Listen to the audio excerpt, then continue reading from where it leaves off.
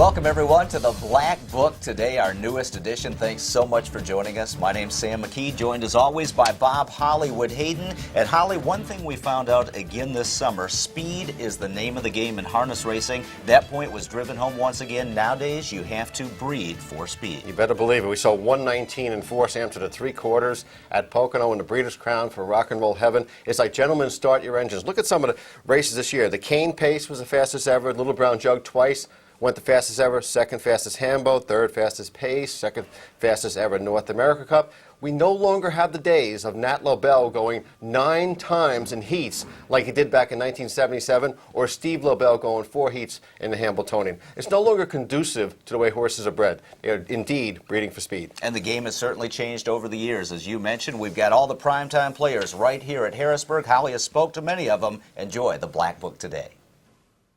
The Bow River 14-karat gold equine jewelry collection has some of the most unique custom equine jewelry designs. The master craftsmanship of our designers will provide a piece of jewelry you will treasure for years to come. By use of state-of-the-art equipment and hand finishing and quality stones will give you the craftsmanship and a piece of jewelry that exhibits the fine quality you expect and will enjoy. Our jewelry is 14-karat yellow and white gold, set with brilliant cut diamonds. Our designs seek to capture the world of horses and the relationship they have with their owners. Wearing one of these unique designs will recapture the horse experience you expect. Our satisfaction guarantee ensures your complete satisfaction with our products. If you are not satisfied with our merchandise, return it to us in its original condition for an exchange or full refund within 30 days of purchase. You can be assured that our prompt professional service will provide the service you expect. Visit us in the Northwest Hall exhibitor area or anytime at www.bowriverjewelry.com. Bow River Jewelry. Original designs, quality you can trust.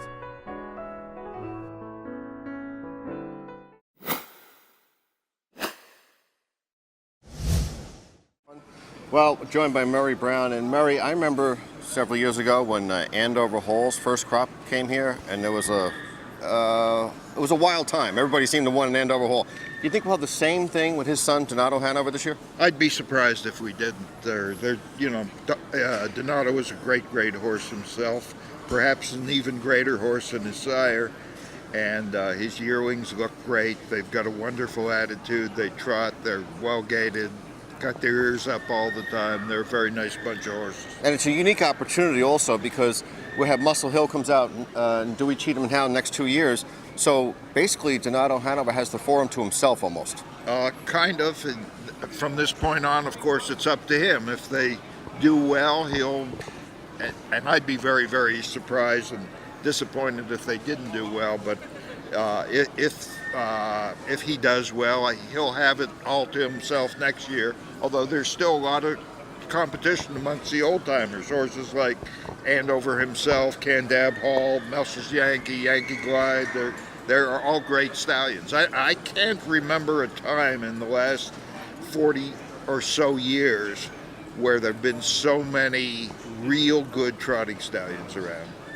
Now, Murray, how about geography? Geography seems to play a major role now in the buyers, not only who the horses buy, but where he stands. Oh, no question.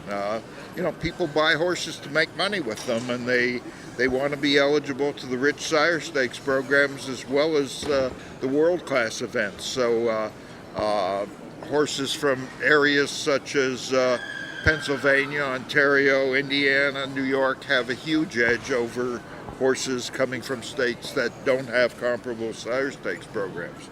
Now, Murray, with the internet and with videos, do we have as many people visiting the farms to look at yearlings as we used to? Probably not. There's a few less every year, although wearing my Hanover hat, this year our attendance at the fairgrounds was perhaps a little better than it's been the last 2 years. Is Harrisburg still a place where you can get a diamond in the rough? Absolutely. There's something for everybody. It's a department store of horses.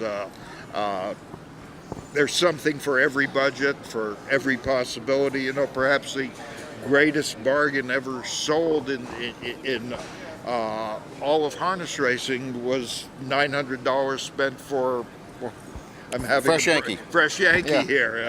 I had a brain cramp, and she went on to be a great international star, first American owned horse, or first North American owned horse to win the Elite Lop, and there have been many other bargains since then. I saw a stat you came out with right after the Hambletonian. That I think 7 of the 8 stakes winners that day, on Hambletonian Day, were sold at Harrisburg. That's big. That is correct. I don't think anything comparable has ever happened. That's a huge number. Now, the best way to get a racehorse nowadays, a racehorse, underline race, is that maybe buying them as a yearling? Because Perhaps. people aren't giving up their racehorses as easy? Exactly, or if you want to buy a made racehorse, you're going to have to pay a huge premium for it. People have so many opportunities to go out and make money racing horses that they're reluctant to sell them unless they think they're getting more money for them than they're worth.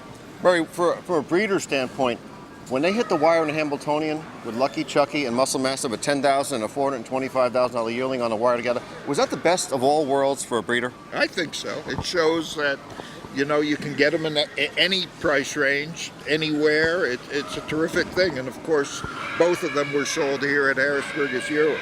And let me ask you also about some really nice sires only have limited crops. So if you want maybe a Glide Master, you don't have as many opportunities as, say, some of the other sires. That is correct. That holds true for a horse like Glide Master, a horse like Chocolatier. They look very good off of their first crops racing as 2-year-olds this year, but there's just not all that many of them, I guess due to some fertility issues, at least initial fertility issues. Now, going into the sale, what are you thinking right now prior to the sale for this year at Harrisburg? I've been called an optimist, and I guess I am, but I think we're going to have a real good sale. I think the stock markets has been very, very good the last few weeks. I think people are somewhat financially bullish because of the Republicans' gains in the House and the Senate. I think, and the biggest part of it is there's never been the opportunity to race for more money than there is right now. The busiest man at Harrisburg, Murray Brown. Thanks for stopping by, Murray. Thank you, Bob. Appreciate it.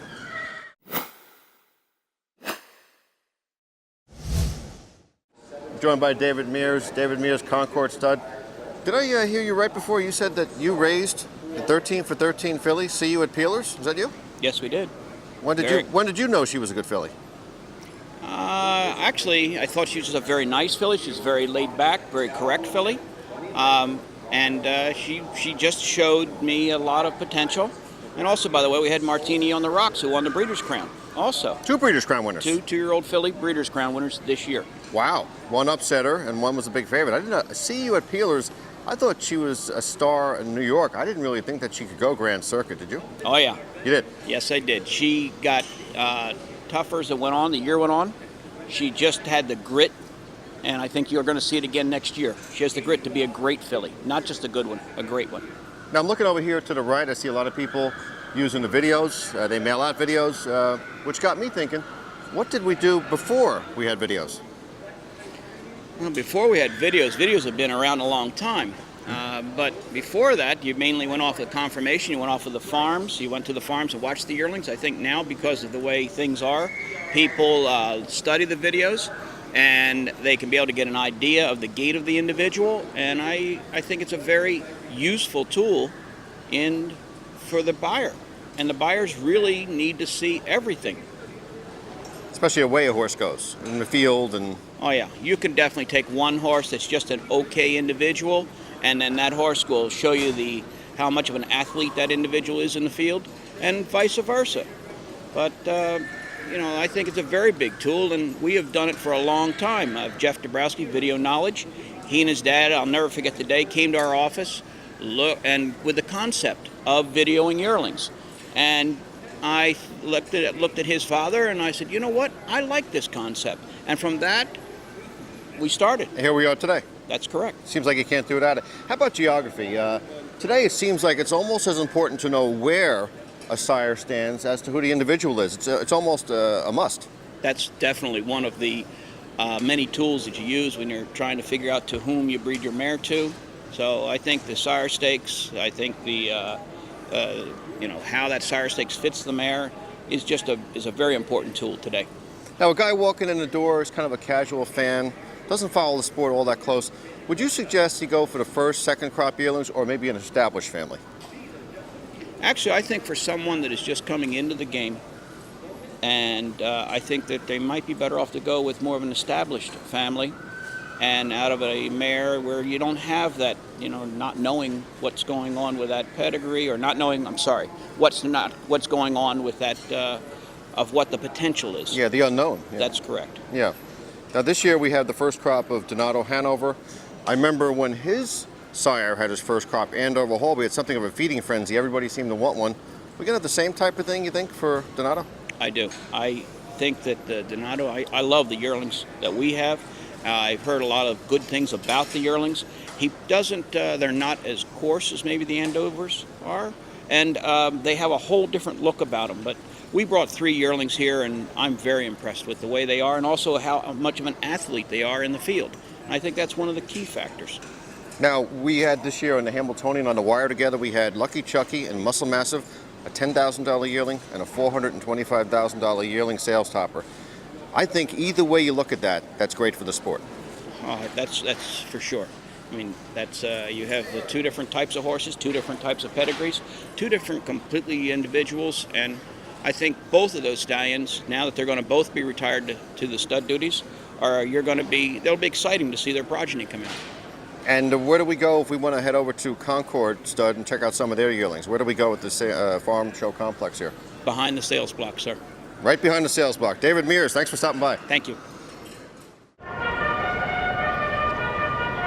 Are you looking for standard bred, thoroughbred, stable supplies, or nutritional products? The Harness Shop Online specializes in bringing only the highest quality horse and equine equipment and products like harnesses, bridles, blankets, coolers, and apparel direct to you, our valued customers. Come see us at the Harrisburg and Delaware sales. Also, check the November issue of Hoofbeats for specials or call us at 1-866-469-8181. Call or email us for a free digital catalog. The Harness Shop Online, your one-stop shop for horse and equine products, equipment, and supplies. Herb Miller's here, and Herb, I don't want to mention your name first because I want to mention John Carver's name. Winning a Breeders' Cup and a Breeders' Crown in the same year.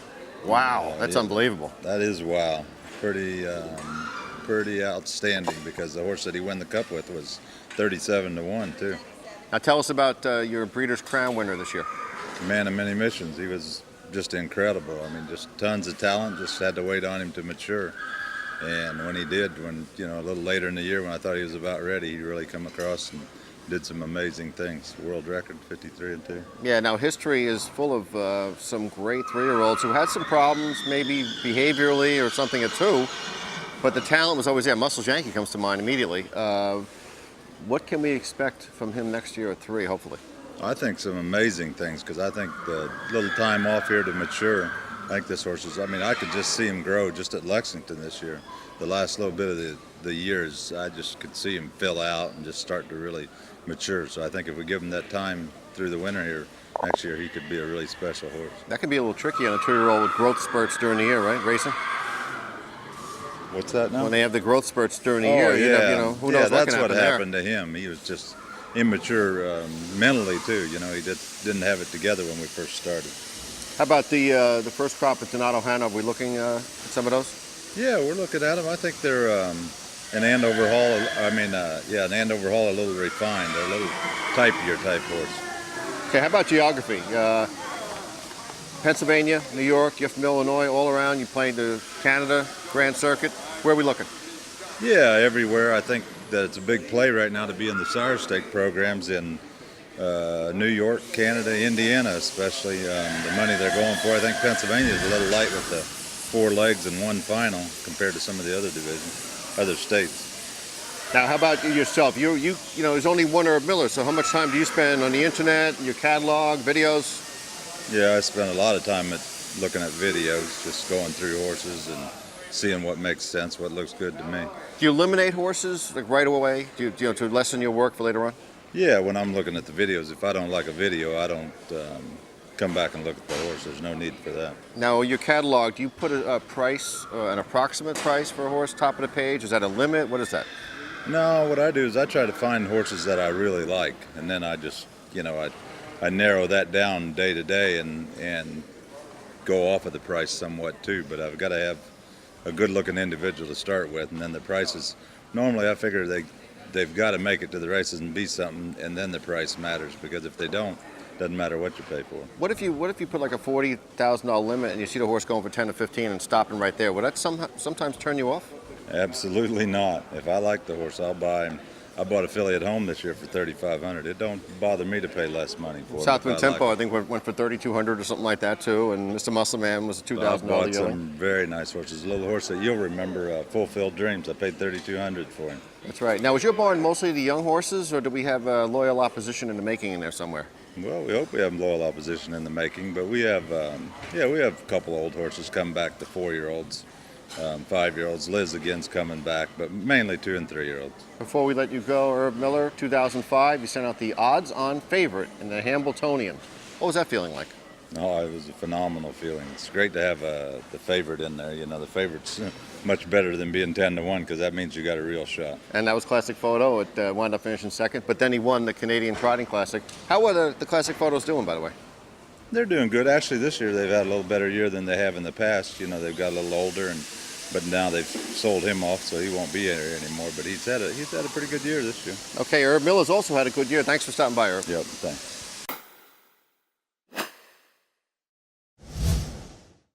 Welcome back, everyone, to the Black Book today here at Harrisburg, Pennsylvania. And Holly, one thing about sires nowadays, they're almost spreading the wealth, it seems like. Take this year's Breeders' Crowns. We had 12 Breeders' Crown races. 11 different sires produced winners. Good horses and great horses can come from anywhere, Sam. 11 different sires. Only Rock and Roll Hanover repeated this year in the Breeders' Crown. Also the only repeat sire in this year's Triple Crown. And if you look back at Horse of the Year recently, the last 18 years, 18 different sires have produced Horses of the Year. That's right. That's an incredible stat. Horses like Magical Mike, Pacific Fella, Mach 3, Artiscape may not be the marquee type horses, but they all have horses who went on to become Horse of the Year. The last 13 single-season richest horses also by 13 different sires. And here's one final stat. There are 7 sub-150 2-year-old miles in the sport by 6 different sires. Only Western Ideal has repeated. Plenty of action here today at Harrisburg in the auction ring and around looking at where the yearlings are stabled. Hollywood Hayden has caught up with several of the primetime players in the sport. Stay tuned for more of the Black Book today. Come visit our vendors at their new location, conveniently located in the Northwest Hall next to Winbeck Consignment. Amy Wildman's staking service is back again this year. Big D's Tack and Vet Supplies. Black Magic, the only source for Flex-Type premium horse liniment. Bow River, fine equestrian jewelry. Brodeur, sulky, and harness manufacturers, where quality meets performance. Come visit Custom Embroidery by Rita. Finn Tack, one of the biggest producers and wholesalers of horse equipment for trotting. Lee Visual Imaging Solutions. EB, setting the pace in standardbred horse transportation. Mira, the leading manufacturer of harness clothing in Europe. Pensbury, the name you can rely on for jog carts and sulkies. Come check out the all-new HP X-Core wheels. Regal Colors, providing the highest quality harness racing silks and accessories since 1934. Telstar, we've changed the whole look of sulkies around the world. The Harness Shop Online, your online tack shop offering high-quality horse tack, equipment, and supplies. And Harness HD, the the leader in standardbred production. These are just a few of the many vendors now located in the Northwest Hall. Don't miss them!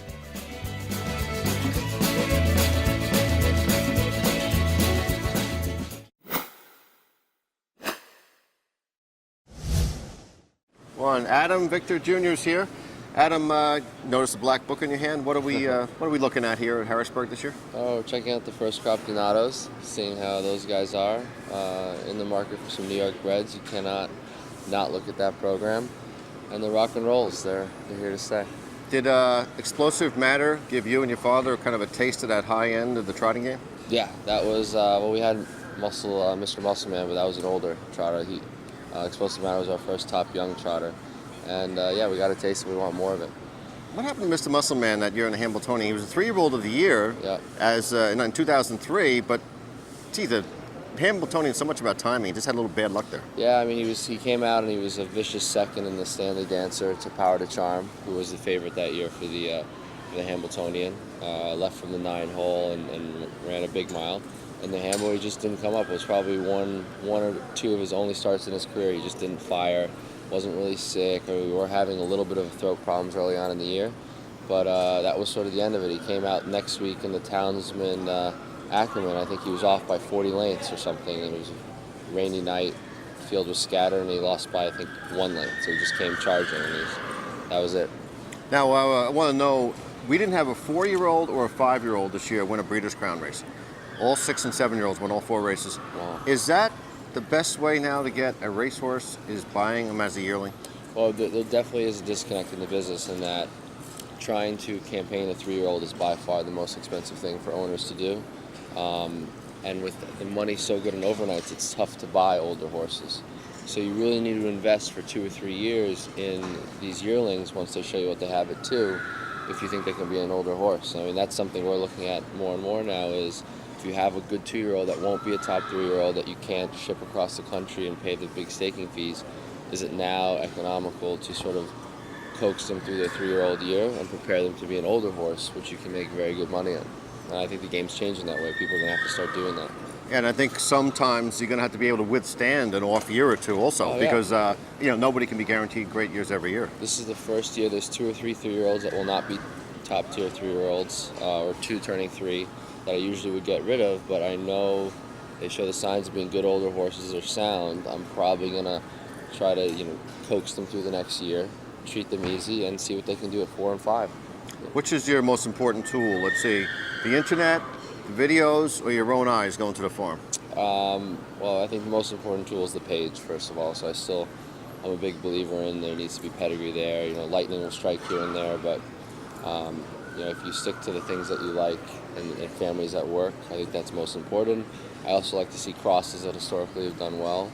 And besides that, I just think they need to be an athlete. It's the same thing like walking on the street when you see a top-tier college athlete or a professional athlete.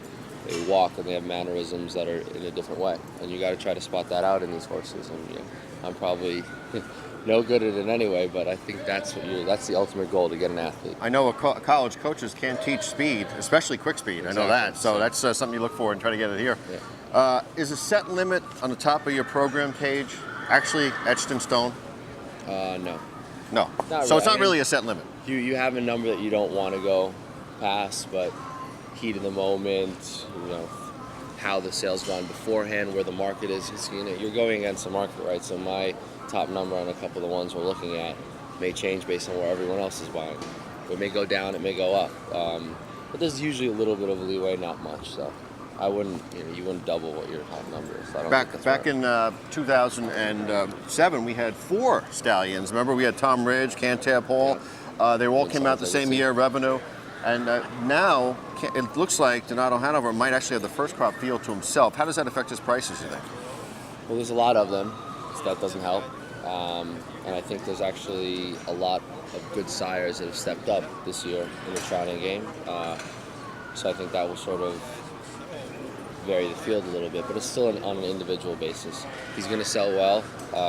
Just by the sheer numbers, I don't know if he'll be the top selling trotting stallion. It'll probably be close, but everyone wants to look at them. He's a great horse. The weaning reports you got were absolutely phenomenal. and people want to see them, so they're going to be looked at. You know, great 2-year-olds don't necessarily mean great 3-year-olds. All Speed Hanover comes immediately to mind. That's just the way the game is, right? Yeah, that's why, you know, people have different things. You want to put your 2-year-olds away in good form, in good shape, but you just never know. And you know, if you did, everyone would be a lot richer. But it's a crapshoot. Every time that horse gets behind the gate, you just never know. So if you see anybody following you around the sale, it's not really me, even though I do want to know what you have circled. Yeah. So, Adam Victor Jr., thanks so much for stopping by. Thank you. Thanks, Tom.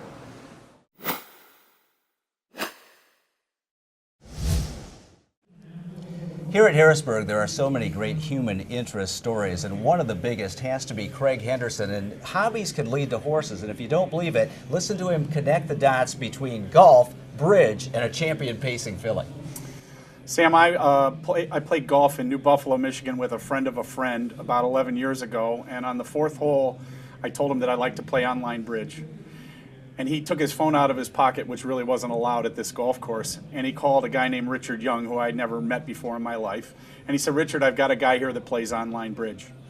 And so for about a year and a half on and off, once a month, once every 4 weeks, 6 weeks, we played bridge online. And then one day Richard said to me, "Well, why don't you come to Florida and we'll play golf and have dinner?" And so I played golf that day, and there was a rather smallish guy in the foursome, and he was a scratch golfer, and I was quite impressed with his athletic ability. And so on about the 3rd hole, I said to him, "What do you do for a living, Steve?" And it turned out to be Steve Condren. And he said, "Well, I'm a harness racehorse driver." And I said, "A harness racehorse driver? How do you know Richard, or why do you know Richard?" And he said, "Oh, Richard really likes harness horses." And I had grown up as a kid going to Rochester, New York to visit my grandparents when I was 11 or 12. And we'd spend the day at Finger Lakes in the afternoon, and then at night we'd go to Batavia Downs, and my grandmother loved the harness horses, and I did that for about 4 or 5 years when I was younger. But anyways, to make a long story short, Richard and I became friends, and he said, "Well, maybe someday we'll buy a horse together." So that's kind of how our friendship and our connection happened. And the first horse you bought, you talk about starting at the top of the mountain, the champion pacing filly put on a show. Yeah, that in itself is amazing because for probably 5 years, Richard said, "Oh, I bought these 3 horses at Harrisburg or at Lexington." And he said, "Just choose one and you can buy 25% or 33%. Of course, in Richard's case, he said, "You can't buy more than half because I get to make all the decisions," which was perfectly fine with me because I'm new at this. And for the first year, I said, "Well, I'll watch, Richard." And so I watched, and Richard didn't have a very good year. And I watched again the next year, and Richard didn't have a very good year. And unfortunately for Richard, as the story goes, that went on and on and on. So in October or November of 08, right after the Harrisburg sale, he said, "Oh, well, I only bought 1 horse this year, and I really want you to buy this horse with me because I need somebody to change my luck. And I need somebody I really like somebody to come to the track with me and enjoy this together." So he said, "I bought a horse called Put on a Show for $75,000, and in my business, when the economy's bad, my business is actually good. It's sort of a counter-cyclical business." And so I said, "Okay, Richard, I'm in for a third." I'll be darned. Now, And Holly, that was lightning in the bottle, wasn't it? What were your realistic expectations when you went in for the very first time? Well, my expectations in anything that I do from a hobby standpoint is, ideally, I just want to break even. So you can't imagine how ecstatic I am to be in this position to have this magnificent horse. Now, Put on a Show has had so many great races over the past 2 years. Is there one race in particular that stands out as your favorite? Well, I tell you, I think her best race was a race she lost, and it was the race in Toronto where we lost to Western Silk by a neck. And we got sort of caught behind Fancy Philly, who we thought was going to take off, and for whatever reason she didn't, and obviously something was wrong because she really hasn't raced since then. And so we had to go outside, and we were behind, and I think she ran 25-3 that race and got beat a neck or a nose. And you know, clearly if the race had been another 10 yards, I think we would have won. But I think that was her best race coming home in 25-3. Now, Craig, how do you fight the temptation to say, hey, this is an easy game, and go out and get yourself 5, 10, 15 horses the very next year? Let me say this. I bought one this year, and I know I've already started at the top, and it's all downhill from here. But if I can be in the harness horse business probably for another 20 or 30 years, I'll probably work another 5 to 10 years in my business. But if I can be in the harness horse business for another 20 or 30 years and break even and have a blast, I know it'll never be this good, but if I can have fun and see some horses do well, and I must say, having worked with Chris Ryder, he is a fabulous trainer, and he is very patient and puts the horses first, which I think is very important. And so he's been a big part of me staying in the game, and I've learned a lot from him, and I've certainly learned a lot from Richard and Tim and Jody last year. Jody drove our horse a lot of times. So now the filly you bought here at Harrisburg is a Rock and Roll Hanover sister to Hannah Hanover, Breeders' Crown winner. Did she look a little bit like Put on a Show, or what tempted you to buy her? I said to Chris that I wanted to buy a really good horse, and I took some advice from Chris, and I took some advice from Richard, and I didn't want to interfere with Richard because he's going to buy his own horses this year, and I really wanted to buy one myself and hopefully not make too many mistakes. But I looked at a lot of Rock and Roll Hanover horses, and the one that really looked to me when I just looked at her physically was Easy Rock, and I knew when I came here this morning I was going to buy this horse. Now, Craig, back in 1991, there's an anecdote that Antonio Chiaravalli and Bill Robinson went to the Kentucky sale and bought 3 horses: La de Sol, Riyadh, and Presidential Ball. A millionaire, a double millionaire, and a triple millionaire. And I remember talking to Bill Robinson years later. He says, we spent an awful lot of time trying to do that again. Yourself, the temptation, you're a realistic guy. You kind of know that this is kind of lightning in a bottle, don't you? As I said before, it's all downhill from here. But you know, you can own a lot of nice racehorses that hopefully win money, and you can have a lot of fun. This is living the dream for me, and I certainly would love to have another horse like this, but the expectation that I will is very small. Speaking of living the dream, Put on a Show has another start coming up this year, right in your own backyard in Chicago. Yeah, the only request that I made for Richard when we were doing our stakes planning this year was to come to Chicago, and so the American National is this Saturday. And we'll be racing in Chicago. We're shipping her today, and I've got 50 or 60 of my friends going out, and so hopefully she'll continue. She's training great. She worked out at the Meadowlands in 152 and 2 this past week and did it easily. So she's still doing quite well. Maybe we'll get a chance to see her do what I think is probably her best game: close and draw off in the end. I would hope so. I think this is a race where that's possible. And just also, by the way, she is going to race next year, and she's doing great. And Chris thinks she's capable, and we're going to continue on. That's good news for everyone in harness racing. Craig Henderson, thanks so much for sharing your Sam, time and your story. Bob, appreciate it greatly. Thank you. Continued success with Put on a Show and your new purchase here at Harrisburg. Thank you.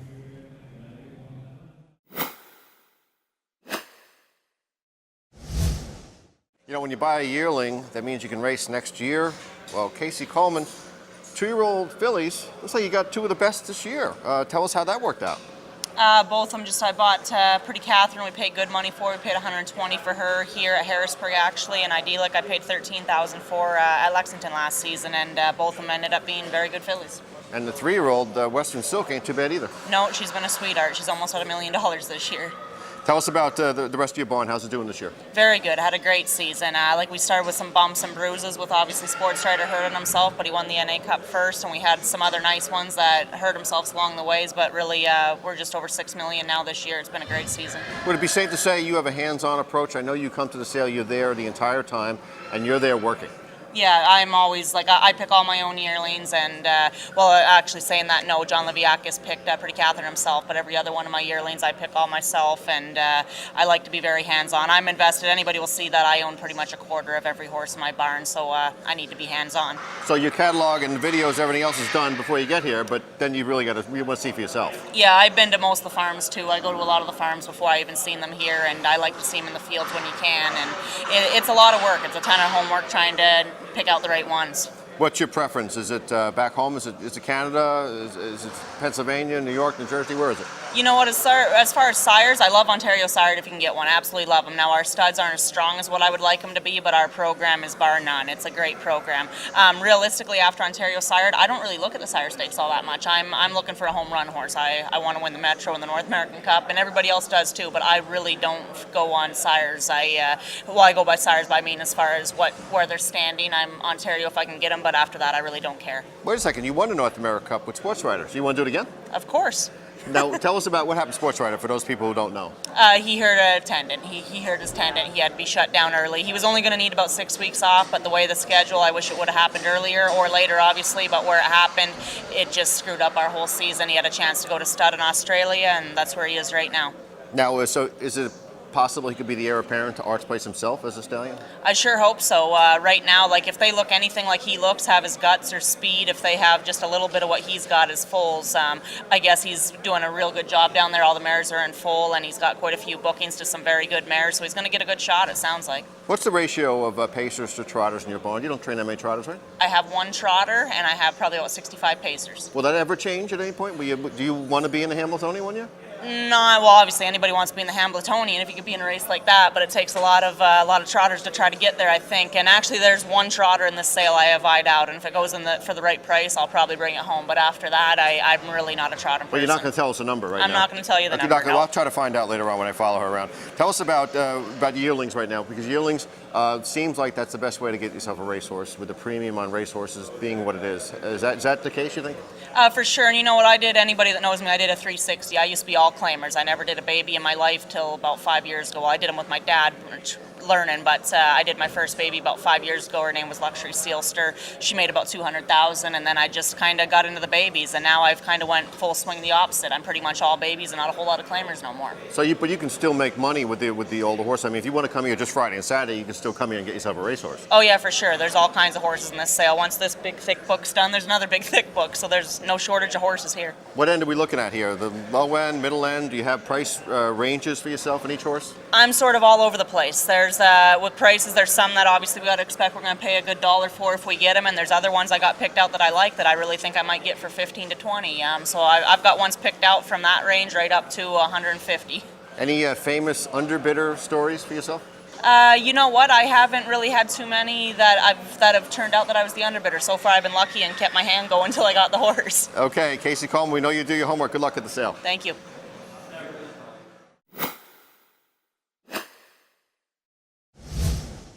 You know, this weekend I watched Zenyatta race, the best thoroughbred mare maybe ever. You have the best 3-year-old pacing filly, certainly of 2010, put on a show. How's she doing? She's doing well. Is she done for the year, or are we going to see her again? No, we're racing a week today at Balmoral in the American National. Okay, the year she's had, Vermilion-1, the all-time richest filly. You know, a lot of times 2-year-olds do not come back at 3 at the very, very top level. Right. Were you concerned about that at all? No, I'm going to say no. She had a good year, and a good 2-year-old year, and she was always had size and a bit growthy and wide and stuff. So, you know, you never know for sure, but I was fairly confident she'd be, you know, an extra good 3-year-old year. I'm going to take a guess. The most important race she won for you, Breeders' Crown. Yeah, absolutely, Breeders' Crown. Yeah. Why was that? Well, it's a Breeders' Crown first of all. Second of all, we believe that she's the best 3-year-old filly in the country, and she's been winning most of the starts. She'd only been beaten twice the whole year, so to not win it would have been a disappointment. So we believe we were the best, and if you're the best, you've got to win the Breeders' Crown. And you did it. Yeah, thank you. You know, history is full of great mares who do not have great offspring. Were you concerned at all that Steinem's Place, the 3-year-old filly of 1997, you concerned at all that might be the case when you got put on a show? Well, the longer I'm in racing, the longer, the more I learn that rules and theories are made to be broken, because that's what keeps everybody here at Harrisburg. If we knew what was going to happen, we wouldn't be here trying to find the needle in the haystack. But the same applies to that theory. There's all kinds of trends that continually get broken by horses, and I believe in breeding, and if you get the right individual, it happens. Yeah, you had Cathedra.com too, so you had the rare $1.5 million winner twice for fillies. Right. Is that going to mean you keep looking for fillies, or are you going to go variety? It means I keep looking for fillies because that's what my owners want, and that's my customers, and that's great. If I can keep duplicating that, I got no problem with that. Fillies are my priority buying this year, but we get the occasional colt here and there. How about trotters? Any trotters? I buy a few trotters, but I'm not, I don't have the owner base to buy trotters. I am looking for a couple this year. So just a few. Are you a guy who does his research before he gets here? You have the book, every page looked at, all the videos done, internet? A lot. I do as much as I can between my wife and I, and I do a lot. Sometimes you get here and you wish you'd done more because there's only so many hours in a day. Yeah, you once had the Meadowlands Pace favorite too. How about a Meadowlands Pace winner one of these years? What do you think about that? Yeah, I'm working on that. Brett Pelling won a few of those. Yeah, Pelling was good at it. I'm working on it. Not much else I can tell you. All right, Chris Ryder, I want to thank you for stopping by. Thanks so much for putting on the show. A couple of great years there. Yeah. And we'll see you at 4? You'll see it at 4. Oh, even better. Great. True. Thanks so much. Chris Ryder.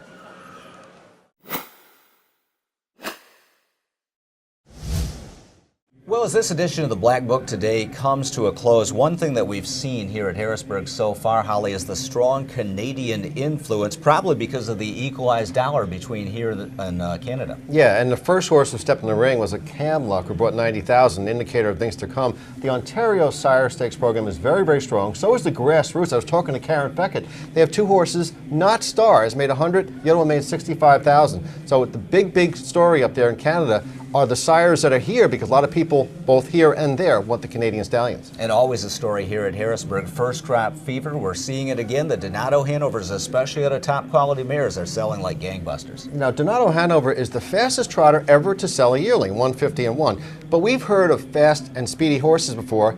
He's also got the money to back it up. He's a single-season, $2.3 million record holder upon retirement. So when you're the fastest and the richest, they're going to want your offspring. Plenty happening here at Harrisburg at the Standardbred Horse Sales Company annual auction. Lots more to come this week. Stick with us all week long for the Black Book today, and thanks for watching.